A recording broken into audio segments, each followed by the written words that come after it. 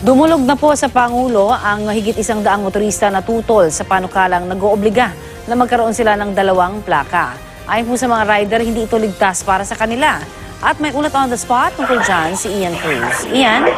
Yes, Connie, nag-motorcade mula Welcome Rotonda tungo nga sa Mendiola ang tinatayang 150 riders mula sa iba't ibang organisasyon. Inihiling nila sa Pangulong Duterte na isa rin daw rider na idito ang batas na mag-require na maging doble ang plaka ng motor. Ayon kay Robert Carillo, National Council Member ng Riders of the Philippines, iba't iba ang dahilan nila. Una, hindi raw magiging ligtas ang pagkakaroon ng pangalawang plaka sa harap ng motor dahil hindi ito nakadisenyo sa luma man o bagong motor. Ikalawa, hindi rin daw ito makatutulong sa pagsugpo ng krimen. Ang mga kriminal ay hindi naman daw kasi gumagamit ng sarili nilang motor kung may gagawing krimen. Ikatlo, dagdag gastusin ito para sa kanila. Pagdating sa Mendiola, hindi na nakapasok ang mga rider.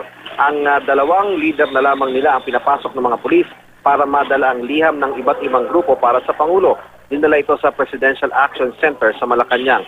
Gate naman ang lady rider na si Blair Escario ng Ride Guardians Community, hindi nga maibigay ng LTO ang plaka nila sa loob ng ilang taon. Ngayon, papaano para doblehin ang plaka ng kanilang motor? Si Haji Amin at chairman naman ng Quezon City Motorcycle Federation, iginit na hindi kayang tapyasan ng pagdodoble ng plaka ang krimen. Talahib o direhistradong motor naman daw ang ginagamit sa krimen. Dudulog daw sila sa Supreme Court sakaling pirmahan ng Pangulo ang Motorcycle Crime Prevention Act. Connie? Maraming salamat, Ian Cruz.